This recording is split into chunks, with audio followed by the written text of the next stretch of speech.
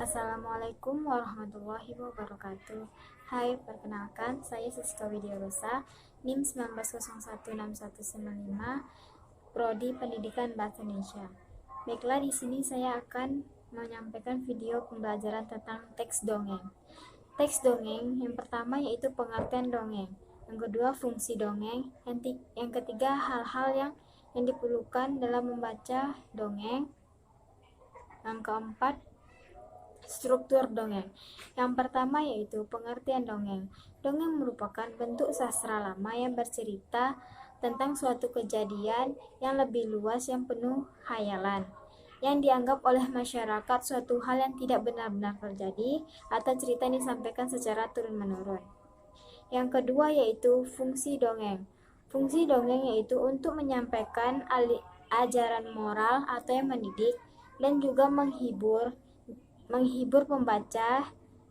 Jadi dengan membaca dongeng kita dapat mengetahui peran moral atau nasihat dalam sebuah cerita.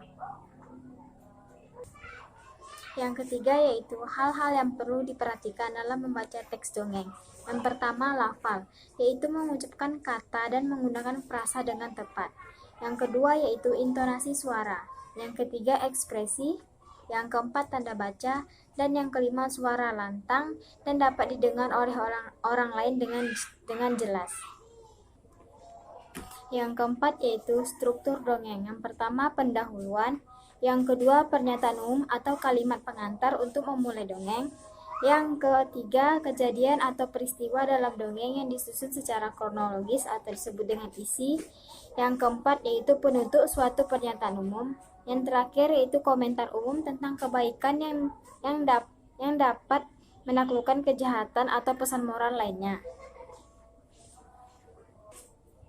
Baiklah, selanjutnya saya akan membacakan dongeng yang berjudul tentang Keong Mas. Alkisah, dahulu kala ada seorang raja yang memiliki dua putri yang cantik. Meski sama-sama cantik, tapi kedua putri itu memiliki watak yang berbeda. Sang kakak sangatlah baik hati dan tidak sombong. Sebaliknya, sang adik berwatak angkuh dan kasar.